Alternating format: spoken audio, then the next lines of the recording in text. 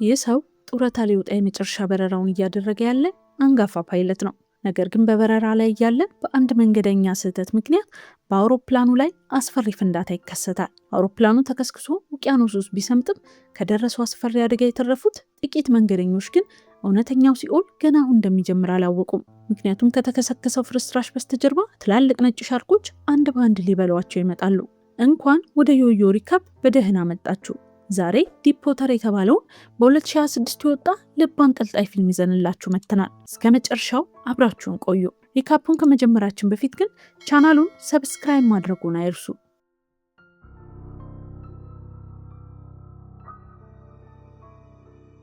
ታሪኩ የሚጀምረው በሎስ አንጀለስ በሚገኝ አንድ መጠጥ ቤት ውስጥ ነው። ሪች የተባለው አዛውንት ፓይለት ጡረታ ከመውጣቱ በፊት የሚያደርገውን የመጨረሻ በረራ ለማክበር ከባልደረቦቹ ጋር ካራኦኬ እየተጫወተ ይዝናናል። በሌላ በኩል አንድ ሆቴል ውስጥ የመጀመሪያው ረዳት ፓይለት ቤን ከባለቤቱ ስልክ ይደወልለታል። ወደ ቤት ባለመምጣቱ በጣም ስትቆጣው፣ እሱ ግን የበረራው ፕሮግራም ድንገት እንደተቀየረ ለማስረዳት ቢሞክርም ባለቤቱ ልጃቸው ታሞ እያለ እሱ ከጎናቸው አለመኖሩንና ከቅርብ ጊዜ ጀምሮ ጭራሽ እየጠፋ መሆኑን በንዴት ትነግረዋለች።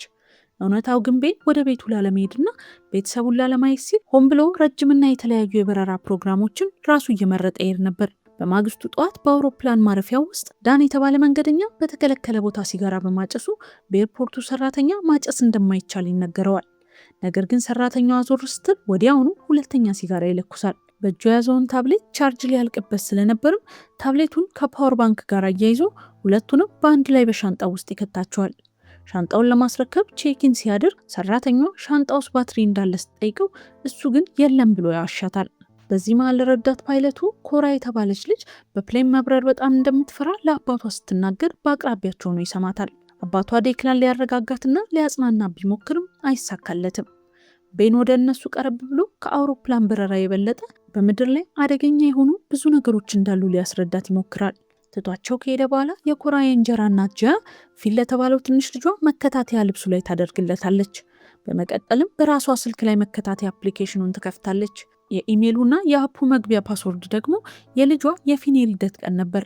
በሌላ በኩል በአውሮፕላኑ መግቢያ በር ላይ ሌላ የተባለች የቪዲዮ ጌም ፕሮፌሽናል ተጫዋች ሁልጊዜ የጌም ተጫዋቾችን እያነሳሳ በሚያጣጥለው ሃቾ የተባለ ግዙፍ ታዋቂ ታጋይ ጋር በድንገት ትጋጫለች። ሃቾ ወዲያውኑ እሷን ማሸማቀቅና መሳደብ ይጀምራል። የቡድኑ መሪ ሳም ለሊሊ ጥበቃ ሊያደርግላትና ሊከላከልላት በመሃል ቢገባም ነገሩ ወደ ከረረ ጸብ ሳይቀየር በፊት አሰልጣኙ መጥቶ ሃችን በጉልበት ጎትቶ ይወስደዋል። ሳምና ሊሊ ወደ አውሮፕላኑ ለመግባት ሰልፍ ይዘው እያለ ዳን ሰልፉን ጥሶ ከፊት ይገባባቸዋል። በአውሮፕላኑ አብራሪዎች ክፍል ውስጥ ረዳት ፓይለቱ ቤን በቴክኒክ ሪፖርቱ ላይ አንዱ የአየር ማቀዝቀዣ ፋን በትክክል እየሰራ እንዳልሆነ ያነባል።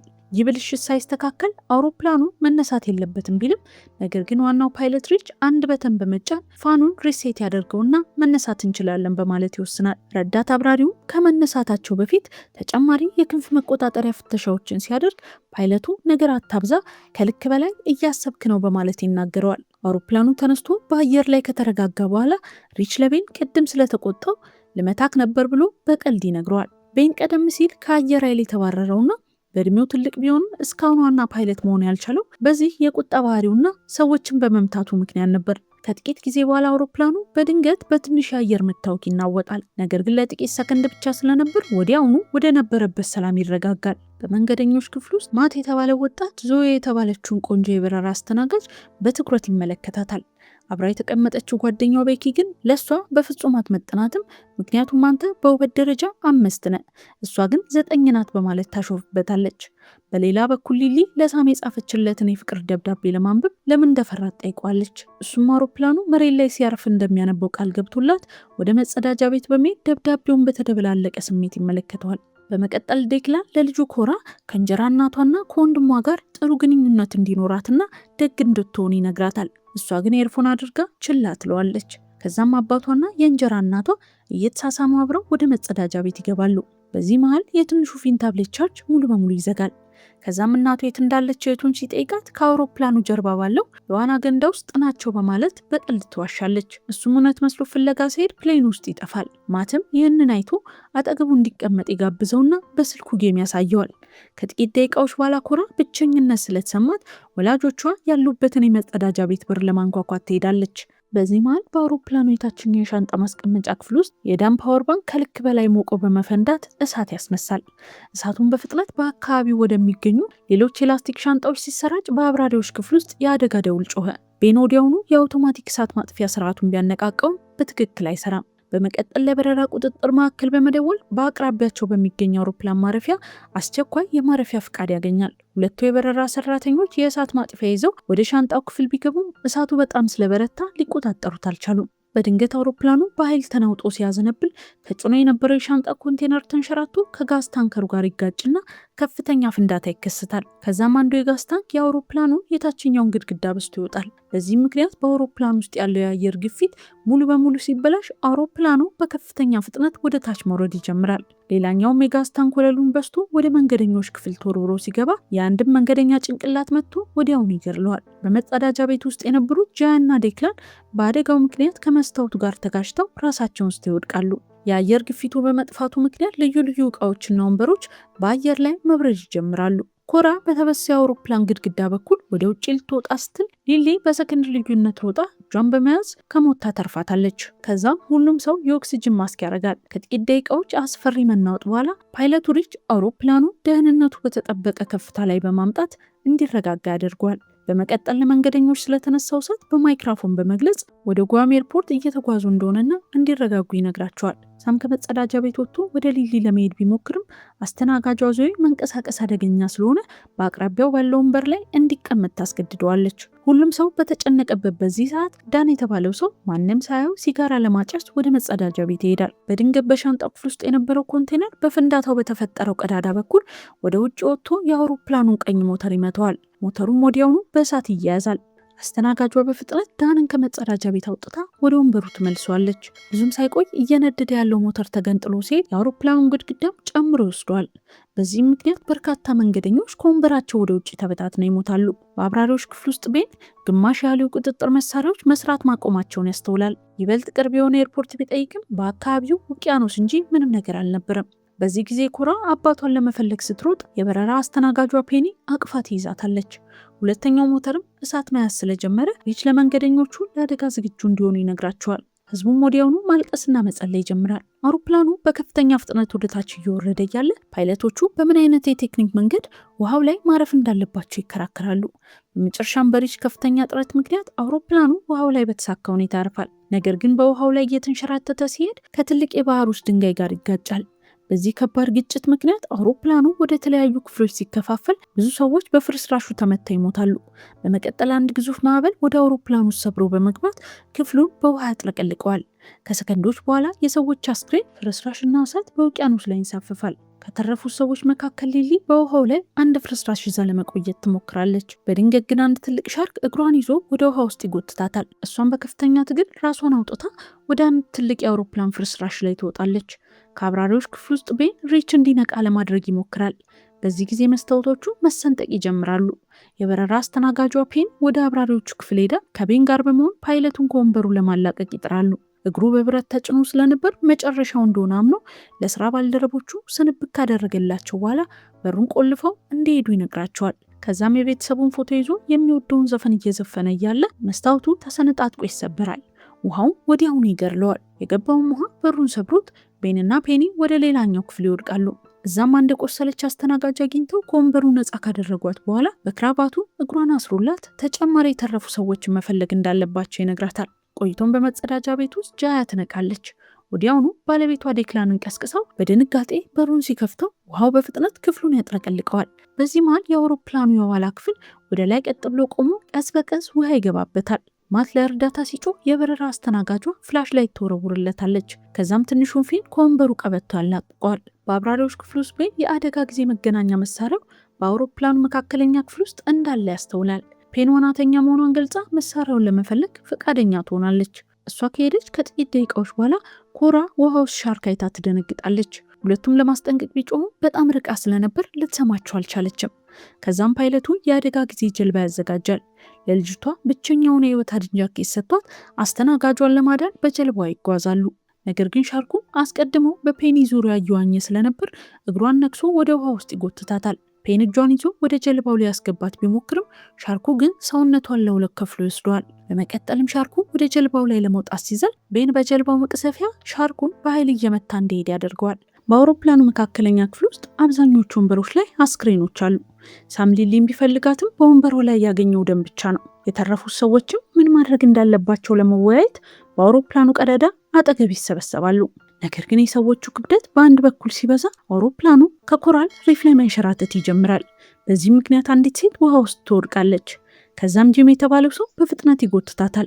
ሳም ክብደቱን ለማመጣጠን ሁሉም ሰው ወደ ኋላ መመለስ እንዳለበት ሲናገር ሀች በመቃረን ጭቅጭቅ ይጀምራል። ሰዎቹ ወደ ሌላኛው ወንበሮች መሄድ ሲጀምሩ ሊሊ የቆመችበት ብረት ሙሉ በሙሉ ይሰምጣል። ወደ ውሃው ዘላ በመዋኘት ወደ መካከለኛው አውሮፕላን ክፍል ደርሳ ስትወጣ አሰልጣኙ ሲያያት ይደነግጣል። እሷም ሮጣ ሳምን ታቅፈዋለች። እነሱ በተቃቀፉበት በዚህ ሰዓት ሻርኩ መጥቶ አሰልጣኙን ይዞት ወደ ውሃው ይገባል። አንዱ የቡድን አባል ሊረዳው ቢሞክርም ሻርኩ ሁለቱን ወዲያውኑ ይገድላቸዋል። ከዛም ሀች ለእነዚህ ሰዎች ሞት የሳምን እቅድ ተጠያቂ በማድረግ ክፉኛ ዘሎ ይደበድበዋል። በዚህ ጊዜ ቤን በጀልባው ይደርስና ሀች በህይወት መኖር ከፈለገ እንዲረጋጋ ይነግረዋል። በአውሮፕላኑ የኋላ ክፍል ውስጥ ማት እዚህ ከቆዩ ማንም እንደማያድናቸው ገልጾ እርዳታ ለመፈለግ ወደ ውጭ መዋኘት ይጀምራል። በአስክሬኖች መካከል በፍጥነት ዋኝቶ ለእርዳታ እየጮኸ እያለ በአንድ ሰው እጅ ይደነግጣል። እሱም የኮራ አባት ሲሆን ከሞተችው ባለቤቱ ከጃይ አስክሬን ጋር በአንድ በር ላይ ተንሳፎ ነበር። ዴክላን የልጁን የኮራን ስም ተናግሮ ሳይጨርስ አንድ ሻርክ ከውሃው ወጥቶ ይበለዋል። በመካከለኛው ክፍል ቤን ለተረፉት ሰዎች የህይወት አድን ጃኬትና ሁለተኛ ጀልባ እንዲያዘጋጁ ይነግራቸዋል። በመቀጠልም በሻንጣ ማስቀመጫዎች ውስጥ ፈልጎ መገናኛ መሳሪያውን ያገኘዋል። ሁሉም ሰው ጀልባው ላይ ስለወጣ መሳሪያውን አብርቶ ሊሄድ ሲል ኮራ አባቷን ፍለጋ ቀዳዳው አጠገብ መቆሟን ያስተውላል። መሳሪያውን ለዳን ይሰጠውና አንድ ሻርክ ሊበላት ሲዘል በሰከንድ ልዩነት አንስቶ ያድናታል። በድንገት አውሮፕላኑ እንደገና ሲንሸራተት አንድ ኃይለኛ ማዕበል ሰዎቹን ወደ ውሃው ይገፋቸዋል። ዳን ወደ ላይ ለመውጣት ሲጣደፍ የያዘውን መገናኛ መሳሪያ ውሃ ውስጥ ይጥለዋል። ጂም ቤንና ኮራንን ሲረዳቸው ሳም በአቅራቢያው ራሱን የሳተውን ሀች ይዞ ለእርዳታ ሲጮህ ሁለት ሻርኮች በልጆቹ ዙሪያ መዞር ይጀምራሉ። በጀልባው ላይ ፓይለቱ ስለ መሳሪያው ሲጠየቅ ሰውየው እንደጣለው ይነግረዋል። በድንገት የሳምን የጩኸት ድምፅ ሲሰማ ፓይለቱ ሊረዳው ይፈልጋል። ጨካኙ ሰው ግን ጀልባውን ለማንቀሳቀስ እምቢ በማለት ቤንን በቦክስ ይመታዋል። እሱም ወዲያውኑ መልሶ በመምታት ልጆቹን እንደሚያድናቸው ይነግረዋል። ከዛም በፍጥነት እየቀዘፉ ልጆቹ ጋር ደርሰው ሻርኮቹ ሊያጠቋቸው ሲል ወደ ጀልባው ያስገቧቸዋል። በአውሮፕላኑ የኋላ ክፍል ዞይ ለመሄድ ጊዜው እንደሆነ ወስና ለራሷና ለፊን የህይወት አድን ጃኬት ታደርጋለች። ቤኪን በጣም ስላረጀችና ስለቆሰለች ዋኘት እንደማትችል ስትናገር ሁለቱ ወደ ውሃው ገብተው በአስክሬኖች መካከል ይዋኛሉ። በመጨረሻም ወደ ላይ ወጥተው አንድ ያልተነፈሰ ጀልባ አግኝተው ጀልባውን ትነፈዋለች። ልጁንም ወደ ጀልባው ልታስገባው ስትል አንድ ሻርክ ነግሶ ወደ ውሃ ውስጥ ይወስዳታል። ከከባድ ትግል በኋላ ዋኝታ በመውጣት ከፊን ጋር ጀልባው ላይ ይወጣሉ። ነገር ግን ብዙ ደም ስለፈሰሳት ራሷን ትስታለች። ልጁም ለእርዳታ ሲጮህ አንድ ሻርክ ጀልባውን ይገፈዋል።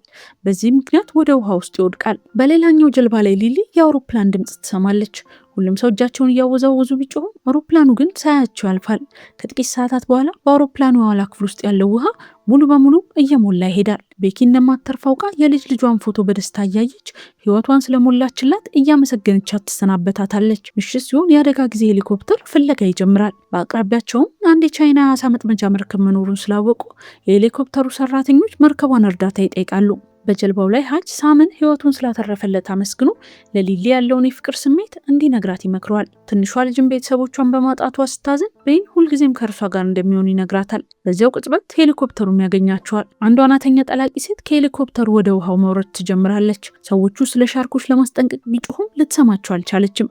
ሴትዮዋ ውሃው ላይ እንደደረሰች ወዲያውኑ በሻርክ ጥቃት ይደርስባታል። ሄሊኮፕተሩ ወደ ላይ ሊጎትታት ቢሞክርም ሻርኩ አልለቀቃትም። በመጨረሻም ስትወጣ አንድ እጅና እግሯ ተቆርጦ ነበር። አሁንም ለውሃው ቅርብ ስለነበረች ሻርኩ በትንሽ ዝላይ እንደገና ይይዛታል። አውሬው ወደ ውሃው ሲጎትታት ከሄሊኮፕተሩ ጋር የተያዘው ገመድም ሄሊኮፕተሩን አብሮ ይጎትተዋል። ከዛም የገመዱ መሳቢያ ይፈነዳና ሄሊኮፕተሩ ባህር ውስጥ ይከሰከሳል። በፍንዳታው ማዕበል ምክንያት ጀልባዎቹ ተናውጠው በርካታ ሰዎች ውሃ ውስጥ ይወድቃሉ። በጀልባው ላይ የቀሩት ደግሞ ሌሎቹን ይጎትቷቸዋል። ዳን የተባለውም ጨካኝ ሰው ወደ ጀልባው ለመውጣት ሲጣደፍ የአንዲት ሴትን እጅ ገፍቶ ወደ ታች ይጥላታል። እሱ ሲገባ እሷ ግን በሻርክ ትበላለች። በዚህ ጊዜ የአሳ ማጥመጃ መርከቧ በአቅራቢያቸው ትታያለች። ቤን ያሉበትን ቦታ ለማሳየት የመጨረሻውን የተኩስ መብራት ይተኩሳል። ነገር ግን መርከቧ በኮራል ሪፍ ምክንያት ይበልጥ መቅረብ አትችልም። ስለዚህ የተረፉት ሰዎች እየቀዘፉ መሄድ አለባቸው። ለዛ ደግሞ በሄሊኮፕተሩ ፍንዳታ ምክንያት መቅዘፊያዎቹን በሙሉ አጥተዋቸዋል። በእነዚህ ሁኔታዎች መሃል ፓይለቱ ኮራ እንደጠፋች ያስተውላል።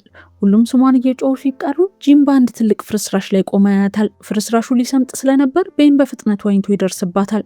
እሷ ግን አባቷን ጥላ መሄድ እንደማትፈልግ ስትነግረው አባቷ ጠንካራ እንድትሆን እንደሚፈልግ በመንገር ይዟት መዋኘት ይጀምራል። ሌሎች ደግሞ በእጃቸው እየቀዘፉ ወደ እነሱ ይጠጋሉ። ነገር ግን በዚህ ጊዜ ሻርኮቹ ይከቧቸዋል። ፓይለቱም ለሰከንድ በውሃ ውስጥ ይጠፋል። ነገር ግን ተመልሶ በመውጣት አንዱን ሻርክ በተኩስ መብራት መጥቶ ይገድለዋል። ይለሱ የመጨረሻው መብራት ነበር። ይህን የሚመለከተው የመርከቧ ካፒቴን ሁኔታውን አይቶ ሰራተኞቹ የያዙትን አሳ በሙሉ ወደ ውቅያኖሱ እንዲጥሉት ያዛል። ሻርኮቹም ሰዎቹን ትተው አሳውን ለመብላት ወዲያውኑ ዞር ይላሉ። ከዛም ጀልባው ላይ ዳን አንድ የሲጋራ ፓኬት በውሃው ላይ ሲንሳፈፍ አይቶ በፍጥነት ይይዘዋል። ሊያበራው ሲሞክር ግን በድንገት አንድ ሻርክ ከውሃው ወጥቶ ይዞት ወደ ታች ይገባል። ጠዋት ላይ የአሳ ማጥመጃ መርከቧ የተረፉትን ሰዎች በሙሉ ታድናቸዋለች። ሳምም ለሊሊ የጻፈችለትን ደብዳቤ ውሃ እንደወሰደውና ሊያነበው እንዳልቻለ ይነግራታል። እሷ ግን ምን ማለት እንደፈለገች አስቀድሞ እንደሚያውቅ ተናግራ ጉንጩን ትስመዋለች። ትንሿ ኮራ አባቷን በማጣቷ አሁንም ታለቅሳለች። ከዛም የካፒቴኑን ስልክ ተውሳ የወንድሟን የፊንን መከታተያ አፕሊኬሽኑን ትከፍታለች። በሚያስገርም ሁኔታ መከታተያው አሁንም እየሰራ ነበር። እናም ለካፒቴኑ አሳይተው ወደ ሶስተኛው ጀልባ ይሄዳሉ። እዚያም ሲደርሱ መጀመሪያ ያገኟት ዞይን ብቻ ነበር። ነገር ግን እሷ የሸፈነችውን የፕላስቲክ ፌስታል ስታነሳው ትንሹን ፊን በህይወት ያገኙታል። ልጅቷን በሀዘን ወንድሟን ይቅርታ ጠይቃ ታቅፈዋለች። በመጨረሻም ቤን የስልኩን ጋለሪ ከፍቶ ልጁ ካንሰር እንደነበረበት ያያል። በድንጋጤ ውስጥ ሆኖ ወደ ቤተሰቡ ስልክ ይደውልና ወደ ቤት እየመጣው ነው ሲላቸው ፊልሙ ያበቃል። ታሪኩን እንደወደዳችሁ ተስፋ እናደርጋለን። ሀሳብና አስተያየቶቻችሁን በኮመንት መስጫ ሳጥን ላይ አስፍሩልን። ሌሎች ተጨማሪ ሪካፖች እንዲደርሷችሁ ቻናሉን ሰብስክራይብ በማድረግ ቤተሰብ ይሁኑ።